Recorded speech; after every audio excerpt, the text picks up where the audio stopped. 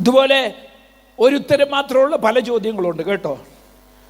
മനുഷ്യൻ ജീവിച്ചിരിക്കുവാൻ ആധാരമായിരിക്കുന്ന വാതകമേതാ എന്ന് ചോദിച്ചാൽ, നമ്മൾ വായു ശ്വസിക്കുന്നു, വായുവാന്ന് ചിലർ പറയും. പക്ഷേ വായു ശ്വസിച്ചത് കൊണ്ട് ജീവിച്ചിരിക്കണമെന്നില്ല കേട്ടോ.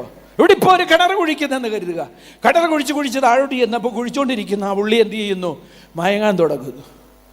കരയിൽ നിൽക്കുന്ന ആൾക്ക് മനസ്സിലായ ഉള്ളി രക്ഷിക്കാൻ ഇറങ്ങിച്ചെന്നത്. അന്നേരം ഉണ്ട് പുള്ളി മയങ്ങാൻ തുടങ്ങുന്നു. എന്താ അവിടെ വായു ഇല്ലാഞ്ഞിട്ടാന്നോ? അല്ല, വായു ഉണ്ട്, പക്ഷെ വായുവിൽ എന്തില്ല? ഓക്സിജൻ ഇല്ല. പെട്ടെന്ന് പോലീസിനെ വരുത്തുന്നു, ഫയർഫോഴ്സിനെ വരുത്തുന്നു. ഇവരെ കൊട്ടയ്ക്കകത്തേക്ക് വെച്ച് മേളിൽ കൊണ്ടുവരുന്നു, രക്ഷപ്പെടുത്താൻ നോക്കുന്നു. കാര്യമെന്താ? അവർക്ക് ആദ്യം കൊടുത്തത് എന്തോന്നറിയാമോ? വായുവല്ല, ഓക്സിജൻ മാസ്കാ. കാര്യമെന്നാ? ജീവനും മരണത്തിനും ഇടയിലുള്ള ഞാനന്മേൽക്കൾ നടക്കുമ്പോൾ വായു പോരാ, ഓക്സിജൻ തന്നെ വേണം. അത്യാസന്ന നിലയിൽ രോഗി ആശുപത്രിയില്ല.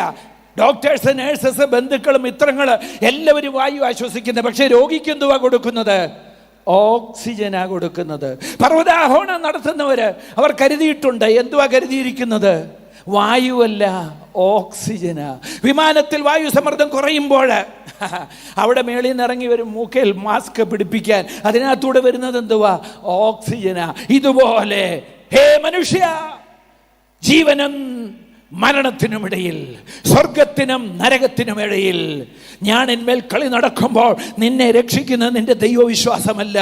ഓ, യേശു ക്രിസ്തുവാണ് ആ ദൈവം എന്ന വിശ്വാസമേ നിന്നെ രക്ഷിക്കുകയുള്ളൂ. യേശു ക്രിസ്തു എന്ന ഓക്സിജൻ മാത്രമേ നമ്മുടെ അസ്തിത്വത്തിന് നിലനിൽപ്പ് നിത്യതയിൽ നൽകുന്നുള്ളൂ.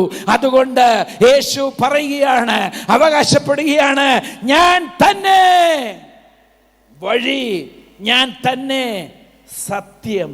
സത്യം അർദ്ധഗോളം മുഴുവൻ പ്രകാശിപ്പിക്കുവാൻ ദൈവം വെച്ച ജ്യോതിർഗോളം എത്ര? 100 ഒന്നുമില്ല കേട്ടോ. നക്ഷത്രങ്ങൾ പലത് കാണും, പക്ഷേ നമുക്ക് പകൽ വാഴുവാൻ തമ്പുരാൻ തന്ന ഒറ്റ ഗോളമേ ഉള്ളൂ, സൂര്യൻ കേട്ടോ. ചൈനയിൽ ചെല്ലുമ്പോൾ വേറൊരു നക്ഷത്രമല്ല വെളിച്ചം കൊടുക്കുന്നത് കേട്ടോ. ആഫ്രിക്കയിൽ ചെല്ലുമ്പോൾ വേറൊരു നക്ഷത്രമല്ല കേട്ടോ. എക്കാലത്തും മനുഷ്യന് വെളിച്ചം പകരുവാൻ, പകൽ വാഴുവാൻ ദൈവം വെച്ചത് സൂര്യൻ എന്ന ഏക ജ്യോതിർഗോളമാണെങ്കിൽ, ഇന്ന് രാത്രി ഞങ്ങൾ വിളിച്ചു പറയട്ടെ, എൻ്റെ യേശു തന്നെ സത്യം കേട്ടോ. ജാതി ഏതുമായിക്കൊള്ളട്ടെ, മതം ഏതുമായിക്കൊള്ളട്ടെ, സഭാവിഭാഗം ഏതുമായിക്കൊള്ളട്ടെ, വിദ്യാഭ്യാസ നിലവാരം എന്തുമായിക്കൊള്ളട്ടെ, നിന്റെ സാമ്പത്തിക നിലവാരം എന്തുമായിക്കൊള്ളട്ടെ, നിന്നെ രക്ഷിക്കുവാൻ, നിന്നെ നിത്യതയിൽ എത്തിക്കുവാൻ, നിന്റെ പാപത്തിന് മോചനം തരുവാൻ ഒരൊറ്റ വ്യക്തിയേ ഉള്ളൂ. അവന്റെ നാമമാണ് യേശു ക്രിസ്തു. വിശ്വസിക്കുന്നവർ കരമേ ദൈവത്തെ സ്തുതിക്കാം. കഴിഞ്ഞ കാലങ്ങളിൽ ഈ നാമം വിളിച്ചപേക്ഷിച്ച് രക്ഷ പ്രാപിപ്പാൻ ദൈവം നമുക്ക് ഭാഗ്യം നൽകി. ഇന്ന് രാത്രിയും ഈ വചനം കൊണ്ട് ആവശ്യമുള്ളവരുണ്ട്. അതുകൊണ്ട് പരിശുദ്ധാത്മാവ് താങ്കളെ ഇത് കേൾപ്പിക്കുകയാണ്. യേശു പറഞ്ഞു, ഞാൻ തന്നെ വഴി, ഞാൻ തന്നെ സത്യം. പോരാ, യേശു ഇങ്ങനെയും കൂടെ പറഞ്ഞു, ഞാൻ തന്നെ ജീവൻ. എന്ന് പറഞ്ഞാൽ എന്തുവാ? സപ്പോസ് ലോകത്തിലേക്കും വിലപിടിപ്പുള്ള ഒരു ശില്പം, അത്രയും വില വേറൊരു ശില്പത്തിന് ഒരിക്കലും കിട്ടിയിട്ടില്ല ലേലത്തിൽ. അതിനൊരു സൂക്ഷിപ്പുകാരൻ, അതൊരു മ്യൂസിയത്തിൽ വെച്ചിരിക്കുക. രാത്രി അതെടുത്ത് മാറ്റി സൂക്ഷിച്ചു വെക്കും. ഇതിന്റെ സൂക്ഷിപ്പുകാരൻ നിർഭാഗ്യവശാൽ അദ്ദേഹം ഇത് നീക്കിക്കൊണ്ടിരുന്നപ്പോൾ കയ്യിൽ നിന്ന് താഴെ വീണ് പൊട്ടിപ്പോയി. നിങ്ങൾ പറ, എന്തേ ഈ മനുഷ്യനെ ആരെങ്കിലും തൂക്കിലേറ്റുമോ? ജീവപര്യന്തം ശിക്ഷിക്കുമോ? ഇല്ല. നേരെ അദ്ദേഹത്തിൻ്റെ കയ്യിൽ നിന്നൊരു അബദ്ധം പറ്റി. ഇവിടെ തകർക്കപ്പെട്ടത് എന്തുവാ? വെറൊരു ശില്പമാ. ലോകത്തിലേക്കും വിലപിടിപ്പുള്ളതാ, പക്ഷെ ശില്പമാ. അതേസമയം കരിയമ്പലാവ് കവലയിൽ ഒരു അന്യ സംസ്ഥാനക്കാരൻ, 2 കൈയില്ല, 2 കാലില്ല, ഒരു ചാക്കുകെട്ട് പോലെ ഇരിക്കും കണ്ടാൽ. ഭിക്ഷാടനം ചെയ്താ ജീവിക്കുന്നത്. ഇവിടെ സ്വന്തമെന്ന് പറയാൻ പുള്ളിക്ക് ആരുമില്ല. വർഷങ്ങളായി കടത്തിണ്ണെ ഇരിക്കുക. ഒരു ദിവസം കരിയമ്പിളാവ് ഉണർന്നത് ഈ വാർത്ത കേട്ട, ഈ മനുഷ്യനെ ആരാണ്ട് കുത്തിക്കൊന്നിട്ടിരിക്കുന്നു. നിങ്ങൾ പറ, പോലീസുകാർ പറയുമോ ആ ശല്യം ഒഴിഞ്ഞല്ലോ, ഇനിയും കുഴിച്ചിട്ടാ മതിയല്ലോ എന്ന് പറയുമോ? ഇല്ല, ഇല്ല. എന്താ സംഭവിക്കും? പോലീസ് വരും, പോലീസ് നായ വരും, മഹസർ എഴുതും, FIR തയ്യാറാക്കും. ചുരുക്കി പറഞ്ഞാൽ ഇതാരാ ചെയ്തതെന്ന് കണ്ടുപിടിക്കുവാൻ ഇവിടുത്തെ നിയമസംഹിത അതിശക്തമായി അതിൻ്റെ ക്രമീകരണങ്ങളിൽ ഏർപ്പെടും. കാര്യമെന്താ? ഇവിടെ തകർക്കപ്പെട്ടത് ശില്പമല്ല, ഒരു ജീവന. Praise God. എൻ്റെ യേശുക്രിസ്തു ശില്പമല്ല, എൻ്റെ യേശുക്രിസ്തു ബിംബമല്ല, എൻ്റെ യേശുക്രിസ്തു ഐതിഹ്യമല്ല കേട്ടോ. എൻ്റെ യേശുക്രിസ്തു ഏതെങ്കിലും കഥാകാരൻ്റെ മനോമുകുരത്തിൽ ഉരുത്തിരിഞ്ഞ ഒരു കഥാപാത്രമല്ല. എൻ്റെ യേശു ജീവനുള്ള ദൈവത്തിൻ്റെ പുത്രനാണ്. Hallelujah, hallelujah. ഞാൻ ഓർക്കുന്നു, ഞങ്ങളുടെ കൊച്ചിലെ ഞങ്ങൾ കഞ്ഞിയും കറിയും കളിക്കുമായിരുന്നു. ചിരട്ടയ്ക്കകത്ത് ചരലിട്ട് അടുപ്പ് കൂട്ടി എന്തു ചെയ്യും? എൻ്റെ പെങ്ങൾ ചോറ് വെക്കും. ചെമ്പരത്തിയില കൊണ്ടുവന്ന് ചമ്മന്തി അരച്ചു, ഒന്നാം തരം ചമ്മന്തി. ഞാനാണേ വീടുണ്ടാക്കുന്നതിൽ സ്പെഷ്യലിസ്റ്റായിരുന്നു.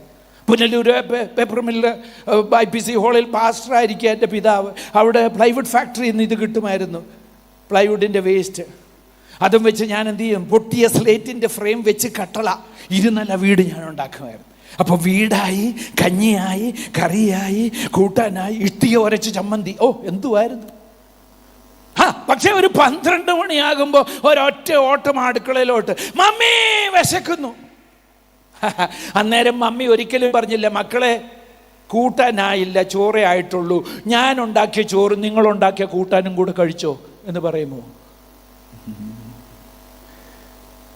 പൊടി കുഞ്ഞുങ്ങളാ ഞങ്ങൾ. എന്നിട്ട് പോലും ഞങ്ങൾക്കറിയാം അതുവരെ ഉണ്ടാക്കിയത് വെറും പ്രതീകമാ, ബിംബമാ, സങ്കല്പമാ. വല്ലതും വയറ് നിറയ്ക്കണമെങ്കിൽ മമ്മി ഉണ്ടാക്കിയ ചോറും കറിയും വേണമെന്ന്. Praise God. ഇന്നും ബൈബിൾ പ്രഭാഷണമെന്ന് പറഞ്ഞ്, ധ്യാന യോഗമെന്ന് പറഞ്ഞ്, അങ്ങനെ ഇങ്ങനെയൊക്കെ പറഞ്ഞിട്ട് വിഗ്രഹങ്ങളുടെ മുമ്പിൽ, ബിംബങ്ങളുടെ മുമ്പിൽ ശിരസ് നമിക്കുന്ന, കാണിക്കയിടുന്ന എൻ്റെ പ്രിയ കൂടപ്പറപ്പ്, ഇനി അബദ്ധജടിലമായ സങ്കല്പങ്ങൾക്ക് പുറകെ പോകരുത്. ജീവനുള്ള ഹല്ലേലൂയ യേശു ക്രിസ്തുവിനെ രക്ഷകനായി, കർത്താവായി നീ ഉള്ളത്തിൽ സ്വീകരിക്കുമോ? രാത്രി ഇതുവരെ യേശുവിനെ രക്ഷകനായി സ്വീകരിച്ചിട്ടില്ലാത്ത, യേശുവിന് ദൈവത്വം കൽപ്പിച്ചിട്ടില്ലാത്ത ആരെങ്കിലും എന്നെ കേൾക്കുന്നുവെങ്കിൽ നിങ്ങൾ ഒരാൾക്ക് വേണ്ടിയാണ് ഈ യോഗം. വാക്യം മറക്കരുത്. നീ ഗർഭം ധരിച്ച് ഒരു മകനെ പ്രസവിക്കും, അവന് യേശു എന്ന് പേർ വിളിക്കണം. നിന്റെ മസ്തിഷ്കത്തിൽ ഗർഭം ധരിച്ച, നിന്റെ ബുദ്ധിമോശയിൽ ഗർഭം ധരിച്ച, നിനക്ക് ഉള്ളിലൊരു ചിന്തയുണ്ടല്ലോ, ഒരു പടച്ചവൻ ഇതിൻ്റെ പിന്നിലുണ്ടെന്ന്. ആ ദേഹത്തിന് ഇന്ന് രാത്രി പേർ വിളിക്കൂ, യേശു ക്രിസ്തു എന്ന്. എന്തുകൊണ്ട്? അവൻ മാത്രമാണ് സ്ത്രീ പുരുഷ സമ്പർക്കം കൂടാതെ പരിശുദ്ധാത്മാവിനാൽ ഉളവായത്. അവൻ മാത്രമാണ് ജീവിതം കൊണ്ട്, ശുശ്രൂഷ കൊണ്ട് ദൈവപുത്രനെന്ന് തെളിയിച്ചത്.